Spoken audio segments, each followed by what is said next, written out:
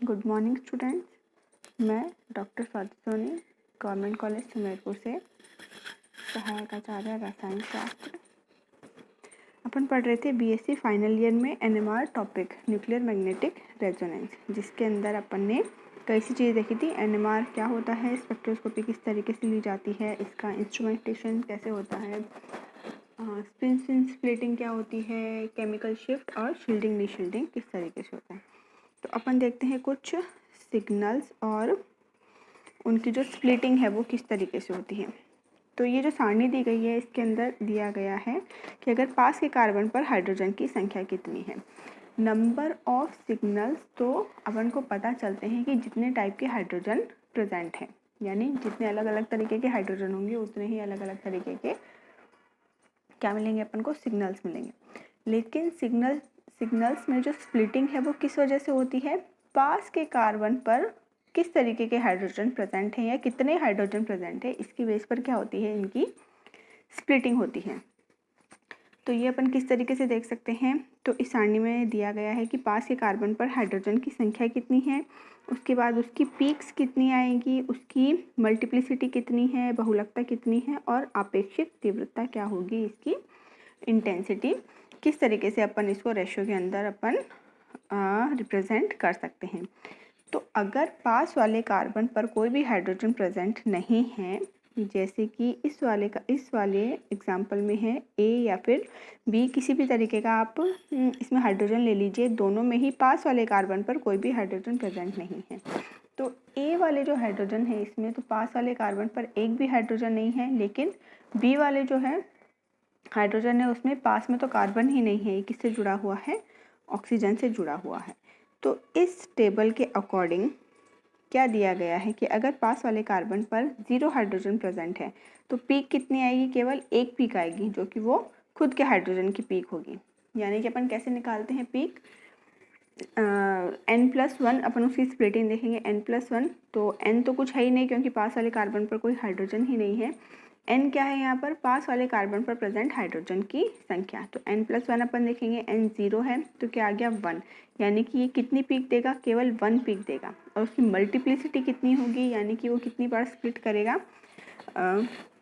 एक बार भी स्प्लिट नहीं करेगा, केवल एक ही पीक है तो उसको क्या बोलेंगे अपन, सिंगलेट बोलेंगे। और उसकी इंटेंसिटी क्या होगी, 1। इसके बाद है अगर पास वाले कार्बन पर 1 हाइड्रोजन प्रेजेंट है, एक हाइड्रोजन प्रेजेंट है, तो उसकी कितनी पीक मिलेगी अपन को, पीक यानी कि कितनी स्प्लिटिंग होगी उसमें। यानी कि फॉर्मूला क्या है स्प्लिटिंग देखने के लिए, n+1, तो पास वाले कार्बन पर हाइड्रोजन कितने हैं, 1, और n+1 में n क्या है, पास वाले कार्बन पर हाइड्रोजन की संख्या। तो अगर 1 अपन फॉर्मूले में रखते हैं तो 1+1 कितना हो गया, 2, यानी 2 पीक्स मिलेंगी, जिसे कि क्या बोला जाता है, मल्टीप्लिसिटी में डबलेट बोला जाता है। और इसकी तीव्रता क्या होगी, 1:1। इसके बाद देखिए, अगर जैसे जैसे संख्या बढ़ती जाएगी वैसे वैसे इसकी पीक्स बढ़ती जाएगी। अगर पास वाले कार्बन पर 2 हाइड्रोजन है तो n+1 में 2 रखेंगे, अपने पास 3 आंसर आएगा और वो ट्रिपलेट मिलेगा, जिसकी इंटेंसिटी होगी 1:2:1। इसके बाद जैसे जैसे बढ़ते जाएंगे, जैसे जैसे हाइड्रोजन की संख्या बढ़ती जाएगी वैसे वैसे पीक भी बढ़ती जाएगी। हाइड्रोजन की संख्या मान लीजिए 3, 4, 5 है, तो जो पीक्स है वो कितनी आ जाएगी, +1 करके 4, 5, 6 आ जाएगी, पेंटेट, हेक्सेट, इस तरीके से आ जाएगी। ठीक है, और इनकी तीव्रता भी इसी रेशियो के अंदर बढ़ती जाएगी, 1:3:3:1, 1:4:6:4:1, इस तरीके से। तो मैक्सिमम अगर अपन देखें इस सारणी के अकॉर्डिंग, तो अगर पास वाले कार्बन पर 7 हाइड्रोजन प्रेजेंट है तो पिक्स कितनी मिलेगी, 8, जिसे कि क्या बोलेंगे, ऑक्टेट। और इसका रेशियो क्या होगा, 1:7:21:35:35:21:7:1, 1:7:21:35:35:21:7:1, तो इस तरीके से इनकी आपेक्षिक तीव्रता रहती है।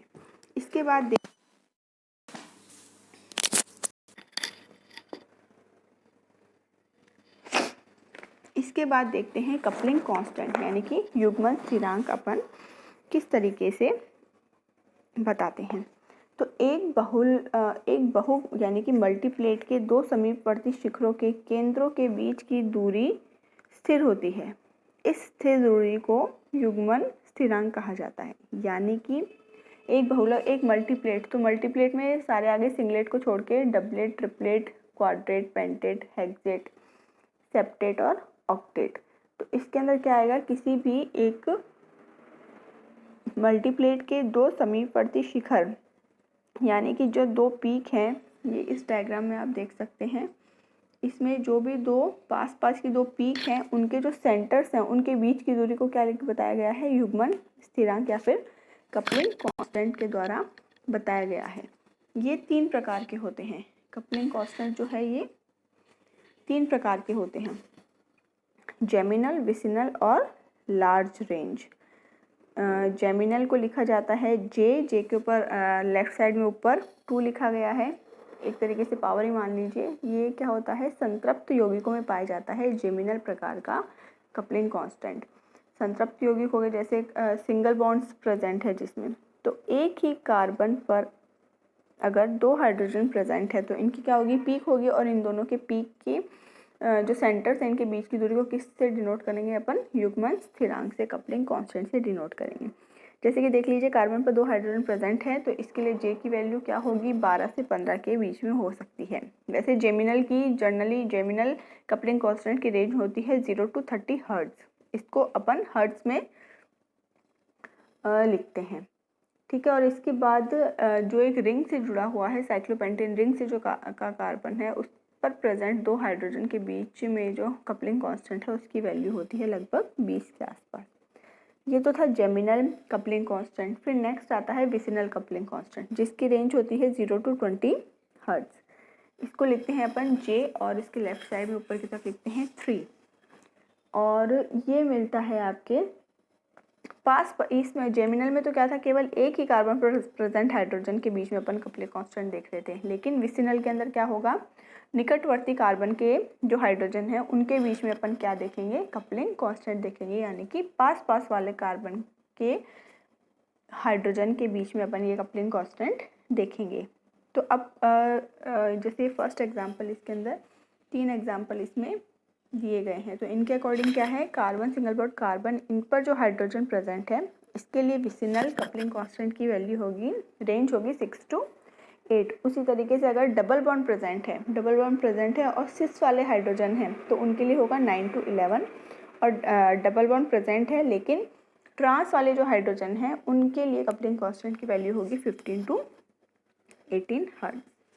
इसके बाद आता है लार्जर रेंज या फिर दीर्घपरासी कपलिंग कांस्टेंट, युग्मन स्थिरांक। इसमें यह है कि 4 या अधिक बीच में क्या है, पहले जेमिनल वाले में क्या था, एक ही कार्बन पर प्रेजेंट 2 हाइड्रोजन के बीच में कपलिंग कांस्टेंट देख रहे थे।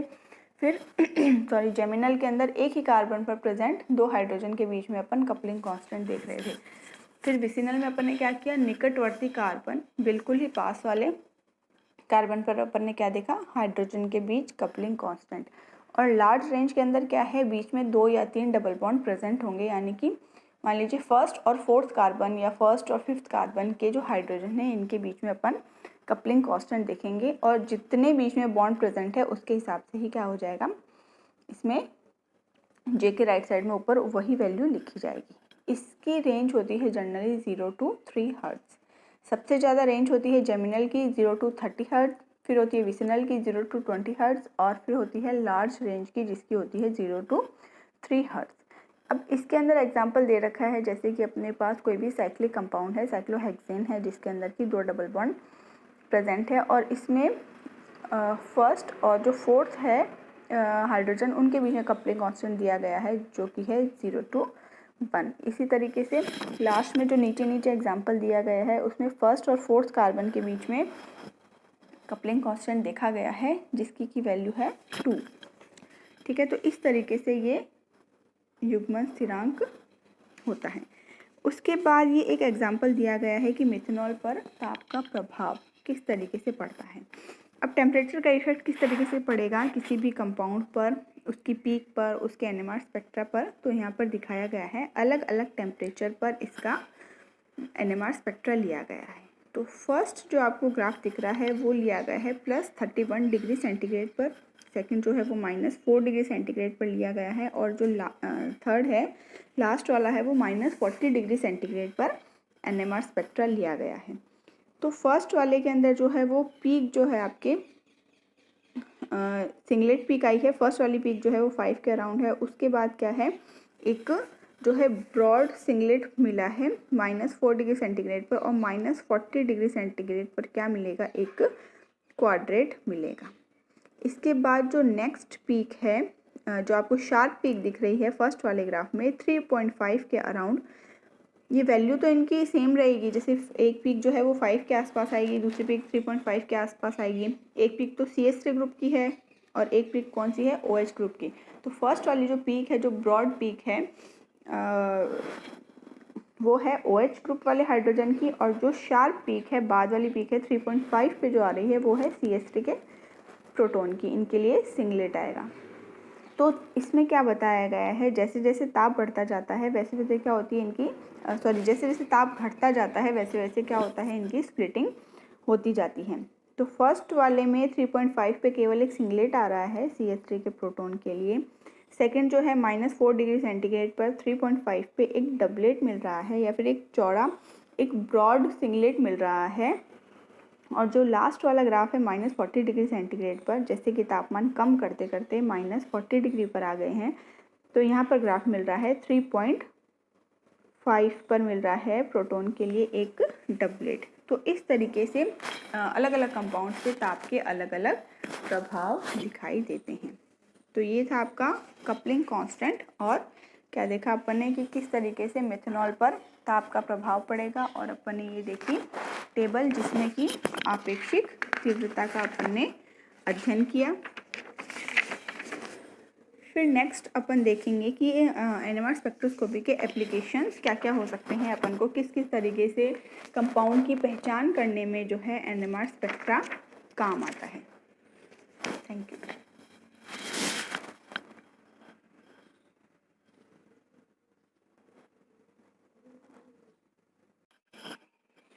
नेक्स्ट है एप्लीकेशंस ऑफ NMR स्पेक्ट्रोस्कोपी। अब अपन को देखना है कि अज्ञात कार्बनिक यौगिकों की पहचान किस तरीके से की जाती है, और NMR स्पेक्ट्रोस्कोपी उसमें किस तरीके से अपन को हेल्प करती है। तो इसमें अपन देखते हैं कि स्ट्रक्चरल जो आइसोमर है उसके अंदर NMR स्पेक्ट्रोस्कोपी अपन को हेल्प करती है। स्ट्रक्चरल्स जो आइसोमर होते हैं उनको डिफ्रेंशिएट करने में संरचना समावेशी जो होते हैं, जैसे कि अपने पास एग्जांपल है C3H7 और Cl का। तो इसके दो तरीके से फॉर्मूले लिखे जा सकते हैं, यहाँ दिखाए गए हैं। A और B के अंदर इसके फॉर्मूले दिखाए गए हैं, जिसमें A के अंदर तो क्या है 1 डिग्री कार्बन पर क्लोरीन लगा है, और B में क्या है 2 डिग्री कार्बन। सेकेंड जो इसके बाद जो इसकी स्ट्रक्चर लिखी गई है उसमें 2 डिग्री कार्बन पर जो है क्लोरीन लिखा गया है। तो फर्स्ट वाला जो एग्जाम्पल है CH3, CH2, CH2 और Cl, इसमें क्या होगा, 3 तरीके के जो है हाइड्रोजन प्रेजेंट होंगे। एक तो जो Cl से जुड़ा हुआ CH2 है वो, एक जो बीच वाला CH2 है वो, और एक CH3 वाला हाइड्रोजन जो है, यानी 3 तरीके के हाइड्रोजन प्रेजेंट हैं। 3 तरीके के क्या है इसमें इलेक्ट्रॉनिक एनवायरनमेंट 3 हाइड्रोजन के जो अलग अलग हैं, तो 3 तरीके के क्या मिलेंगे अपन को, 3 तरीके के अपन को सिग्नल्स मिलेंगे। तो इसके अंदर दिखाया गया है, और जो इसके बाद जो इसकी स्ट्रक्चर लिखी है जिसमें 2 डिग्री कार्बन पर क्लोरीन लिखा गया है, इसमें क्या होगा 2 ही तरीके के हाइड्रोजन होंगे, एक तो CH3 वाले साइड वाले, और एक 2 डिग्री कार्बन पर जो हाइड्रोजन प्रेजेंट है CH वाला हाइड्रोजन। ठीक है, तो सेम इनका जो है मॉलिक्यूलर फॉर्मूला है C3H7 और Cl, लेकिन फर्स्ट वाली जो स्ट्रक्चर लिखी है अपन ने इसमें 3 तरीके के हाइड्रोजन प्रेजेंट है, और सेकंड स्ट्रक्चर में क्या है 2 तरीके के हाइड्रोजन प्रेजेंट है।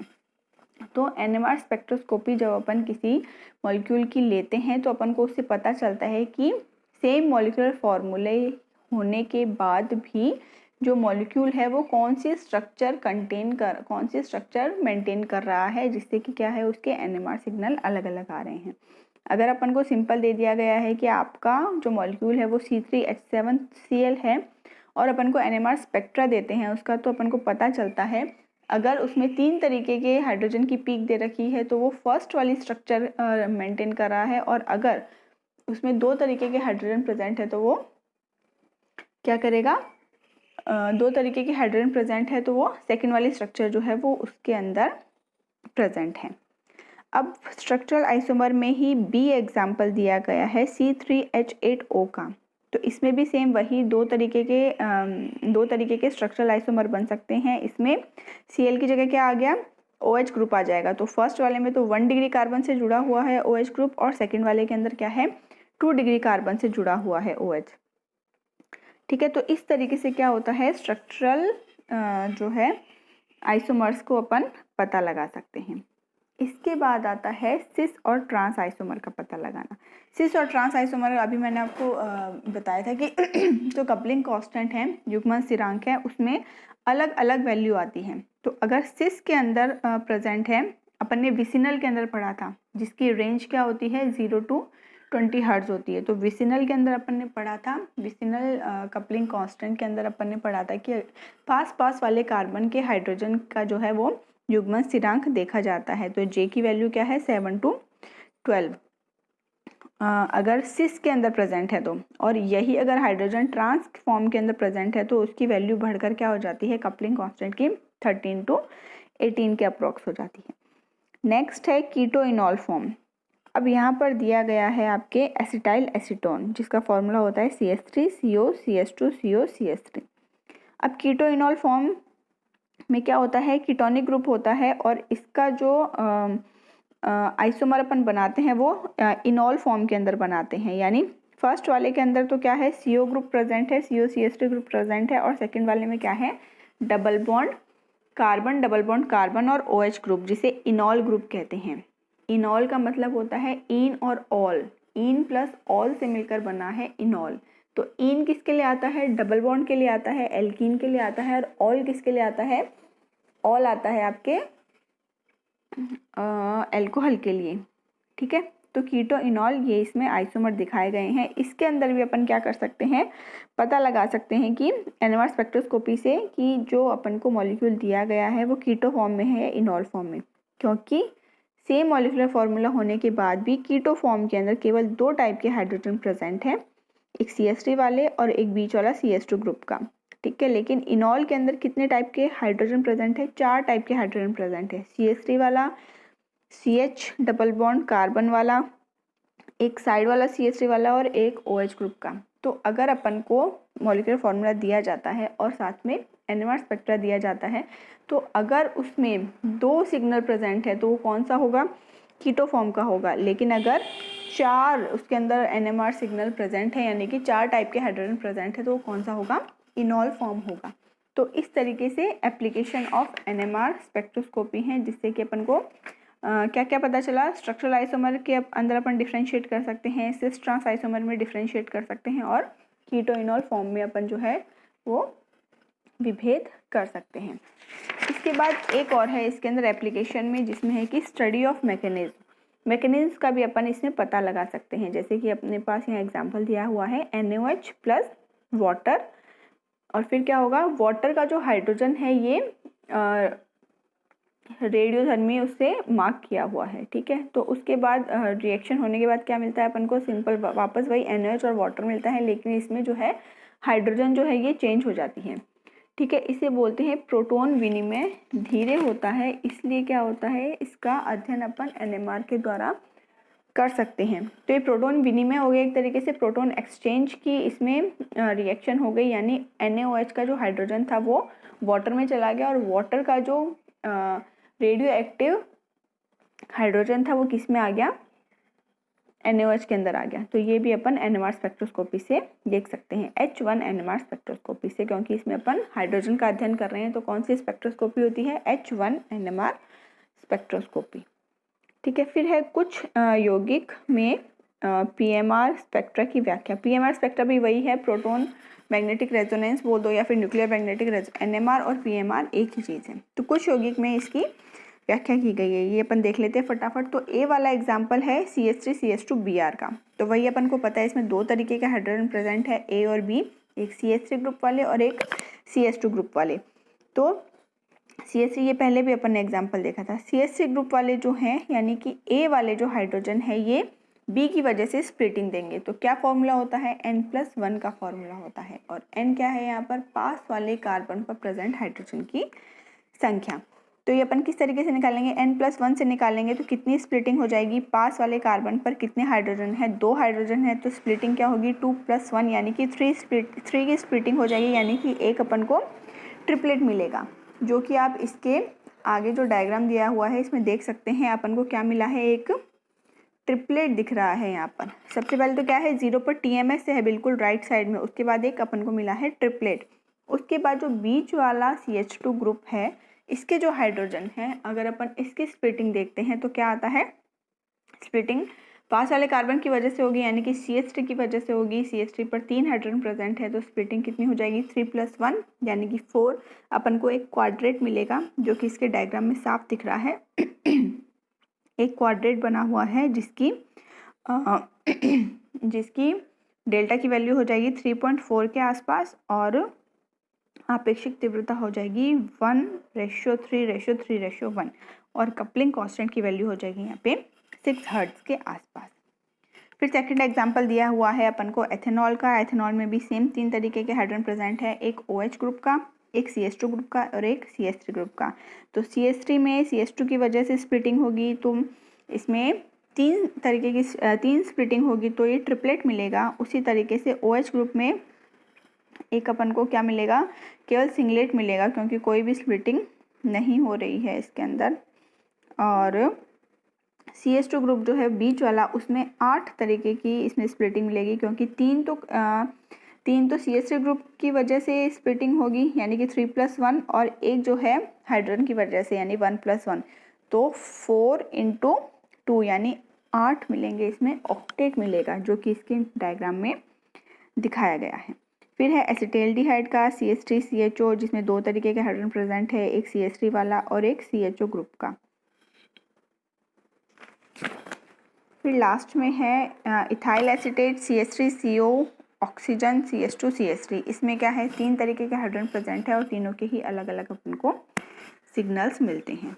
तो ये थे कुछ एप्लीकेशंस और कुछ एग्जांपल्स NMR स्पेक्ट्रोस्कोपी के। तो इस तरीके से अपन NMR स्पेक्ट्रोस्कोपी निकालते हैं। प्रोटॉन की सबसे सिंपलेस्ट फॉर्म है ये।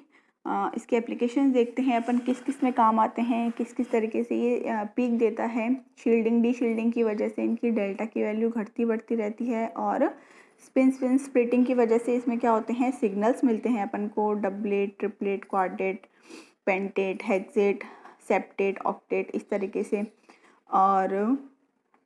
और होता है इसमें अलग अलग फैक्टर्स अफेक्ट करते हैं, आपके केमिकल शिफ्ट होता है, केमिकल शिफ्ट को अफेक्ट करने वाले कारण होते हैं अलग अलग, जैसे कि सॉल्वेंट हो गया, या फिर हाइड्रोजन बॉन्डिंग हो गई।